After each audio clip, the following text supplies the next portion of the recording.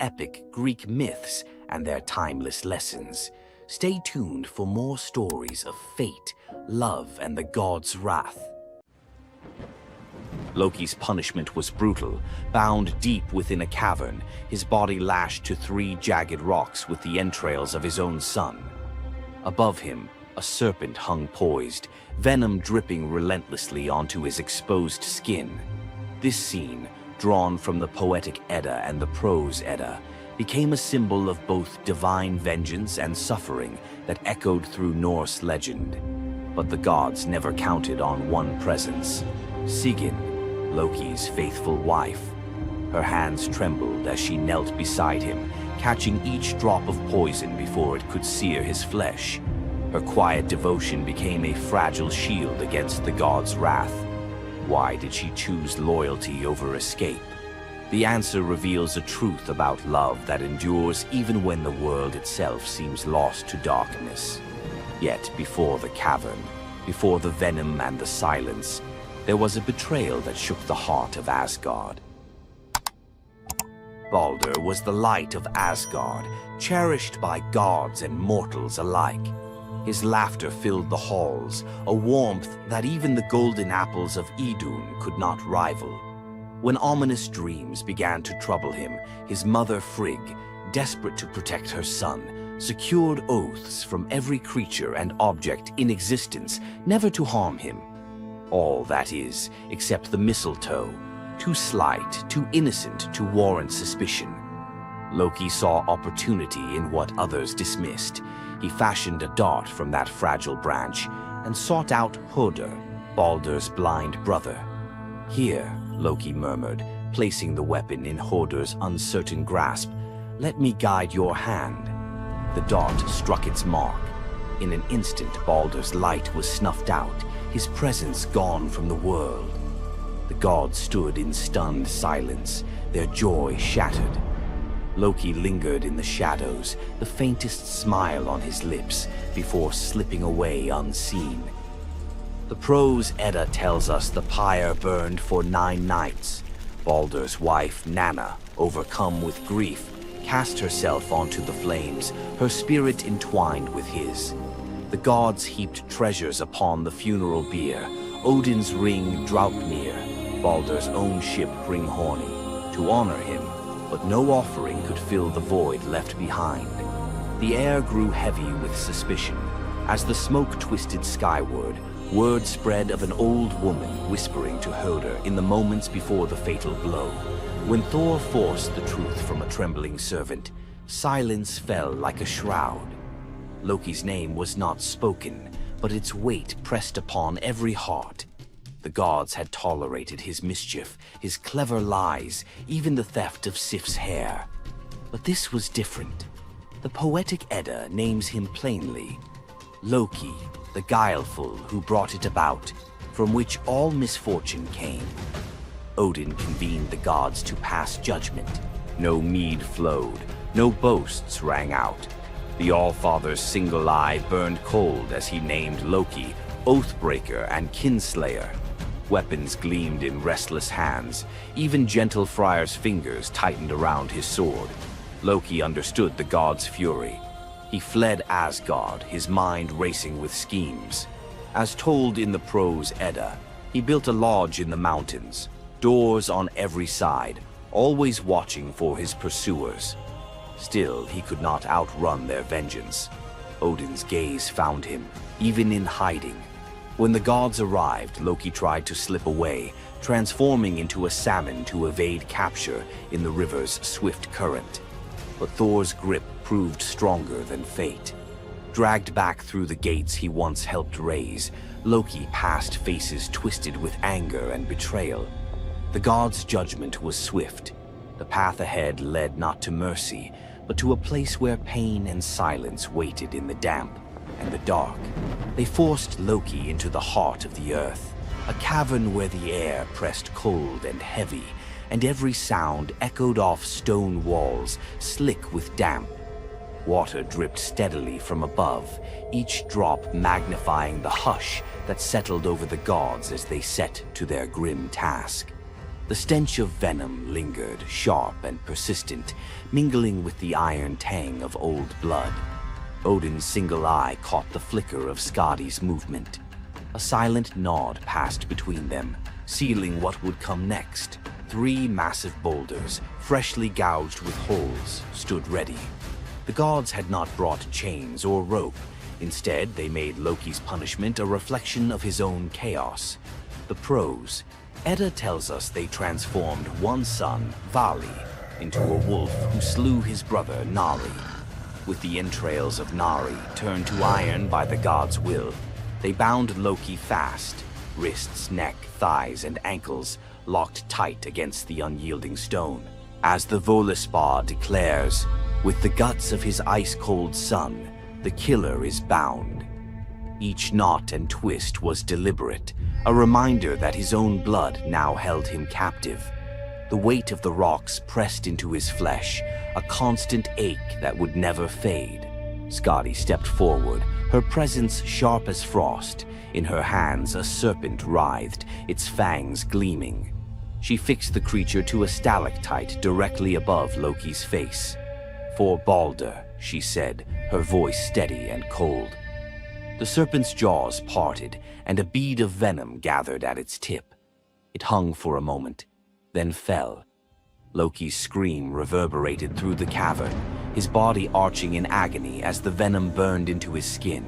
The pain was relentless, searing into bone, and the world above felt its echoes, earthquakes shaking Midgard, rivers shifting, the roots of Yggdrasil quivering. The gods watched in silence, their faces unreadable. Justice, they believed, had been served. As the serpent's venom continued its slow assault, the rhythm of torment became all-consuming. The next drop formed, poised to fall. Then a figure emerged at the edge of the chamber, a woman, silent, a wooden bowl cradled in her hands. Sigin's arms were blistered, her sleeves stained, but her grip was unwavering as she stepped into the circle of pain. The cavern held its breath. Sigyn knelt, her presence a quiet defiance. The venom hissed into the bowl, wood darkening with each drop. The gods turned away, their judgment complete, but the story within the cavern was only beginning. The bowl rested in Sigyn's hands, its wooden sides polished by hours of silent endurance. She knelt on the cold stone, skirts bunched beneath her, and waited for the serpent's venom to fall. The first drop struck with a hiss, a thin wisp of smoke curling up as Loki's breath caught in his throat. She kept her gaze fixed on the bowl, her resolve anchored by the rhythm of her task. Time unraveled in the cavern, marked only by the relentless cadence of the venom. Drip, catch. The liquid sizzled as it struck the wood, the heat seeping through Sigyn's calloused palms. Each shift of her grip was subtle, a quiet adjustment to keep the bowl steady as her arms ached. Above, the serpent's shadow twisted over the stone, its coils unmoving, its venom gathering in slow, deliberate drops. Loki whimpered, bracing for pain that had become his constant companion. The sound of his dread was sharper than his cries. The air hung heavy with the stench of scorched flesh and the metallic sting of poison. The darkness pressed in, broken only by the faint glimmer of Sigyn's tears as they mixed with venom in the bowl, each drop a testament to her resolve. The silence between drops was punctuated by Loki's ragged breaths and the distant echo of water dripping from the cavern walls. Sigyn's world narrowed to the weight in her arms and the threat above. The bowl filled, the venom rising perilously close to the rim. Sigyn's muscles trembled, but she did not let her grip falter. When at last the bowl brimmed, she had no choice but to turn away. In that brief moment, as she emptied the venom onto the rocks, Loki's body convulsed, his scream raw and unrestrained. The poison ate into the stone, leaving blackened scars as Sigyn hurried to wipe the bowl clean and return to her vigil. For time beyond reckoning, Sigyn remained. The myth offers no window into her thoughts, only the image of her kneeling, unwavering as Loki's mind splintered under the weight of his agony. Was she remembering laughter in sunlit halls, or simply unable to imagine leaving him alone in the dark? The venom's rhythm never changed. The bowl would fill. Loki would suffer. Sigyn would endure. In the hush that followed each scream, a question lingered, one that neither gods nor mortals could answer. Love in the dark was never simple. While the gods turned away, Sigyn remained, her presence reshaping the meaning of Loki's punishment. His betrayals had echoed through Asgard, yet her loyalty was a force the gods never expected. The Eddas offer no window into Sigyn's thoughts, recording only her actions. Blistered hands, a steady bowl, venom caught before it could sear flesh. This silence leaves space for us to wonder. Was it love that held her there, or a deeper sense of duty, something older and more enduring than the gods' own laws? Loki, once the master of deception, now depended on the mercy of the one he had so often left in the shadows. When the bowl overflowed and Sigyn turned away, each drip crept like fire through him, twisting his features in agony. His eyes, when they met hers, flickered with both gratitude and resentment. He needed her, but the venom's torment mingled need with bitterness. Still, Sigyn returned every time, catching the next drop before it could fall. The myths do not say what passed between them in those moments, only that she stayed, her resolve unbroken. Scholars often call Sigyn the embodiment of loyalty, the ultimate symbol of spousal devotion. Yet, her sacrifice was more than an act of love. It was a quiet rebellion. By kneeling in the cavern, she defied the gods' vision of justice. Odin had crafted Loki's punishment to be absolute, to break him alone in the dark. Sigyn's refusal to abandon her husband became a shield, her presence a silent protest that denied the gods complete victory. The Eddas never assign her a motive, leaving modern readers to fill the silence with their own questions and interpretations. Was her endurance an act of compassion, or a challenge to the order imposed by the gods? Each drip marked the passage of time, each bowlful a measure of suffering and steadfastness. Loki's laughter, once quick and sharp, faded into broken gasps. His words, sometimes curses, sometimes pleas, found no purchase. Sigyn's hands grew raw and ruined, but she did not falter. The cycle of pain and mercy continued, unbroken. In the end, it was not just Loki who endured the gods' punishment. Sigyn's vigil transformed it, turning isolation into a shared ordeal. In the darkness, her silent defiance and unwavering love became part of the myth, a testament to the power of presence, even when the world has turned away. Sigyn's vigil stands as one of Norse myth's quiet marvels, a steady presence in the shadows, her strength measured not in battle, but in endurance beside the one the gods condemned. As Loki writhed beneath the venom's relentless burn, Sigyn's hands never wavered. The Eddas remember her not for words or deeds of glory, but for the silent rhythm of her care. Her story reminds us that sometimes love endures in darkness. Sigyn's vigil continues until the twilight of the gods, Ragnarok, whenever that may come. Would you have stayed?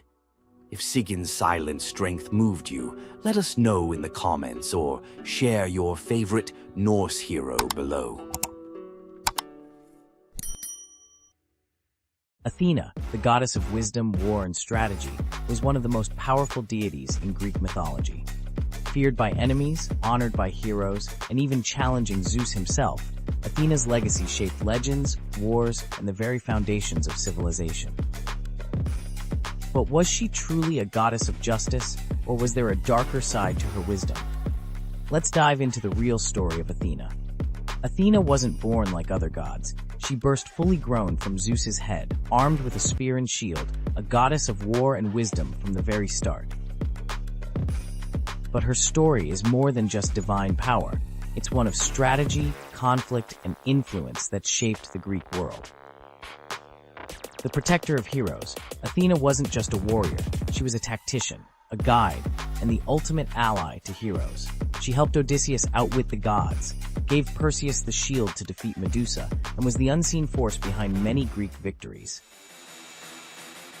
The battle for Athens, Athena and Poseidon competed for control of the greatest city in Greece. Poseidon offered a mighty ocean, but Athena gave the olive tree, a symbol of wisdom and prosperity. The people chose her gift, and Athens was named in her honor. The merciless judge? Athena may have been wise, but was she just? When Medusa was assaulted in her temple, Athena didn't punish Poseidon, she punished Medusa, turning her into a monster. Later, she created the first court of law, showing her power wasn't just in battle, it was in justice, law, and politics. Wisdom and war, always balanced. Unlike Ares, the god of chaos and bloodshed, Athena's warfare was tactical, calculated, and precise. She was the goddess of the battlefield, but also the goddess of philosophy, craftsmanship, and knowledge, a balance between violence and intelligence. Her lasting legacy, Athena's symbols, the owl, the shield, and the olive tree, still represent wisdom, strategy, and peace today. The Parthenon, her great temple, still stands, and her influence can be seen in modern philosophy, war strategy, and even democracy itself. Athena wasn't just a goddess of wisdom, she was a warrior, a ruler, and a force that shaped civilizations. But was she truly wise, or just the ultimate strategist who always got her way? Want more deep dives into legendary gods and goddesses? Subscribe now and uncover the myths and realities of ancient deities. Centaurs, half man, half horse, heroes or savages? Think you know the full story? Wait until you uncover the darker side of these iconic creatures. Watch till the end to discover what ancient myths don't tell you about the centaurs. In Greek mythology, centaurs were seen as both wild and noble beings. They were often depicted as powerful warriors, famous for their strength and skill in battle. But what if the truth behind them was far more sinister than anyone imagined? While some centaurs, like Chiron, were revered for their wisdom and kindness, many others were violent, uncontrollable creatures. These savage centaurs were known for their drunken brawls and uncontrollable rage. The most infamous event? The Battle of the Lapiths and Centaurs, where they fought against the Lapiths during a wedding feast, leading to a massacre of both men and women. Their brutal behavior was more than just a mythological tale. It symbolized the chaos that could occur when civilization collided with the wild, untamed forces of nature. But why did the Greeks depict centaurs this way? Was it a cautionary tale about the dangers of unchecked power and savagery, or a deeper reflection on humanity's struggle between reason and instinct? The darker truth behind the centaur myth might just hold the key to understanding the wild, primal side of ancient Greek culture. Centaurs are more than just mythical beasts. They represent the conflict within us all. If you're fascinated by the hidden truths of ancient myths, don't forget to subscribe for more dark stories from Greek mythology. What would you do if you gave up everything for love, only to be betrayed by the one you trusted most? In the Greek myth of Medea, love led to ultimate revenge, and the consequences were deadly. Let's dive into this tragic tale. Medea, a sorceress of immense power, fell in love with Jason, the leader of the Argonauts, when he came to her homeland seeking help. Medea, who was deeply in love with him, used her magic to aid him in his quest for the Golden Fleece. She betrayed her own family, murdered her brother, and helped Jason achieve his goal, all out of love for him. Once Jason had the fleece, Medea fled with him to Greece, where they started a life together. But as time went on, Jason's love for Medea faded. He decided to marry Glauce, the daughter of Creon, the king of Corinth, in an effort to secure a more powerful position. Medea, heartbroken and furious at the betrayal, decided to exact her revenge. She used her powers to craft a poison so deadly that it would burn Glauce alive when she put on a beautiful dress that Medea had sent her as a gift. But Medea didn't stop there. In her grief and rage, she murdered her own children, Jason's children, to ensure he would suffer the most for his betrayal. The pain of losing everything she loved was unbearable, and Medea, having left nothing behind but destruction, fled to Athens, leaving Jason to wallow in his sorrow and regret. Medea's story is a tragic reminder of the destructive power of betrayal and the extreme lengths to which love can drive someone. Sometimes love is not only blind, but it can also lead to devastation and vengeance. Does Medea's vengeance leave you thinking about the darkest side of love? Subscribe for more ancient Greek myths filled with twists, power, and passion. Hor, the thunder god, woke up to find his greatest nightmare had come true. Mjolnir, his mighty hammer that could level mountains and control lightning itself, was gone. Without it, the thunder god was powerless, vulnerable, and mocked. The weapon that defined his very identity as protector of Asgard had vanished without a trace. But what happened next would humiliate him more than any defeat in battle. To get his hammer back, Thor would have to do something that went against every fiber of his warrior identity. You won't believe the disguise he ends up in. It all began on what should have been an ordinary morning in Asgard. Picture Thor reaching for the leather grip that had been at his side for countless centuries, his fingers closing around nothing but empty air. The spot where Mjolnir should rest felt cold and wrong, like a missing tooth that your tongue keeps finding.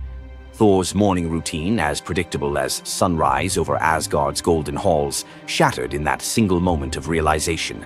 The hammer forged by dwarven masters, the weapon that could summon lightning and level mountains, had vanished without so much as a whisper of sound. The initial shock hit Thor like a physical blow. His hand remained suspended in space, still reaching for what wasn't there. Then panic crept in, cold and relentless. He let out a blood-curdling roar of sheer rage, the whole palace trembling. Without Mjolnir, he was powerless, vulnerable, and mocked, stripped of the weapon that made him Asgard's primary defender. The enemies that prowled the borders of the Nine Realms knew about his mighty hammer. They counted on Thor's strength to keep them at bay. Now that strength was gone. Word spread through Asgard's halls faster than wildfire. The other gods gathered in emergency council, their faces grave as they grasped the full scope of the crisis. Odin's ravens had brought no news. The watchmen at the gates had seen nothing. Mjolnir had simply disappeared, as if it had never existed at all. The assembled gods understood what Thor's loss meant for their realm. Asgard stood vulnerable, its greatest protector reduced to a shadow of his former self. Loki stepped forward through the crowd of worried gods, his familiar, cunning smile playing at the corners of his mouth. He offered to investigate the theft using his shape-shifting abilities, volunteering to venture where other gods could not go undetected. The council accepted his proposal immediately, desperate for any lead in their search. Thor watched his brother prepare for the mission, knowing that Loki's success or failure would determine his own fate. Loki first borrowed Freya's magic feathered coat, allowing him to fly in falcon form to Jotunheim without raising alarms. Each dead end pushed Thor deeper into desperation. He imagined facing his enemies defenseless, their laughter echoing as they realized the thunder god carried no thunder. The trail finally led to the most dangerous territory of all, Jotunheim, the realm of the giants. Loki strode into the council chamber with the confident gait of someone who had solved a mystery, but his expression carried an ominous weight. The giant Thrym, lord of the frost giants, had openly boasted about his theft from his massive throne of ice and stone. He had buried Mjolnir 8 leagues beneath the frozen earth of his realm, thrice deeper than any giant's hall, he claimed, placing it where even Thor's strength would be useless. Thrym had what he thought was a simple demand for the Norse gods. He wanted the beautiful goddess Freya as his bride in exchange for the hammer's return. The giant had fixated on her legendary beauty and grace, convinced that possessing both Mjolnir and the goddess of love would make him the most powerful being in all the 9 realms. His arrogance knew no bounds as he described his elaborate wedding plans to Loki, speaking of golden halls and feasts that would last for weeks. Thrym believed the gods had no choice but to accept his terms. When Loki spoke to the council about Thrym's demand, the council fell silent. Freya's reaction shattered the tense quiet that followed Loki's report. causing her rage to break the Brisinger necklace, its gems scattering across the floor in glittering fragments. She declared she would rather throw herself into the deepest ocean than marry the frost giant who dared make such a demand. The gods found themselves trapped in an impossible situation. They could sacrifice one of their most beloved goddesses to a giant's lust, or they could leave Thor permanently weakened and Asgard vulnerable to every enemy that prowled the borders. The council erupted in frantic debate. Some suggested launching a full assault on Jotunheim, but Thrym's fortress was impregnable and his army vast. Others proposed trickery or negotiation, but every path led to either devastating war or humiliating surrender. Heimdall, the far-seeing guardian who watched over the Rainbow Bridge, had remained silent throughout the heated discussions. When he finally spoke, his words stopped every conversation in the hall. His suggestion was so outrageous, so completely unthinkable, that even Loki's jaw dropped open in shock. The gods stared at Heimdall as if he had lost his mind, but they were out of other options. What he proposed, however, would challenge everything Thor stood for as a warrior. Heimdall's words hung in the air like a challenge to the very foundations of Norse honor. The far-seeing god had suggested that Thor disguise himself as a bride and infiltrate Thrym's wedding feast to recover Mjolnir. He spoke with calm authority, tie housewife's keys about his waist, and pin bridal jewels upon his breast. The idea was so fundamentally opposed to Norse concepts of masculine honor that Thor's initial response shook the very walls of Asgard. He declared the plan preposterous and swore he would never hear the end of it if word spread that the Thunder God had dressed as a woman. The assembled gods watched in tense silence as their mightiest protector wrestled with a challenge that could not be solved through brute force or lightning strikes. They had already considered launching a full assault on Jotunheim, but Thrym's fortress was impregnable and his army vast. No other choice remained. Thor paced the hall like a caged wolf, his massive fists clenched as he grappled with the impossible choice between his warrior's pride and his duty to protect Asgard. Every instinct in his body rebelled against the idea of abandoning his identity as a fearsome warrior to play the role of a delicate bride. Loki stepped forward with barely contained excitement, volunteering to accompany Thor as his maidservant. The trickster god's eagerness to participate in this elaborate deception revealed his true nature. While Thor struggled with the concept, Loki was already plotting the specifics of costumes, mannerisms, and the lies they would need to maintain throughout their dangerous mission. The transformation began with layers of bridal linen draped over Thor's massive frame. Servants brought forth delicate jewelry, housewife's keys that symbolized domestic authority, and a dainty hood for his head. Finally came the precious necklace of Brisinger. Each item added to the disguise felt like another blow to Thor's warrior identity. When he finally looked at his reflection, the god of thunder saw an unconvincing bride staring back at him. Thor finally accepted the plan because no alternative existed. The unlikely pair prepared to set off for enemy territory, where their deception would face its ultimate test among giants, eager to celebrate their lord's triumph. The great hall of Thrym's fortress buzzed with excitement as giants gathered to witness their lord's marriage to the most beautiful goddess in all the 9 realms. Thor sat at the high table in his bridal disguise.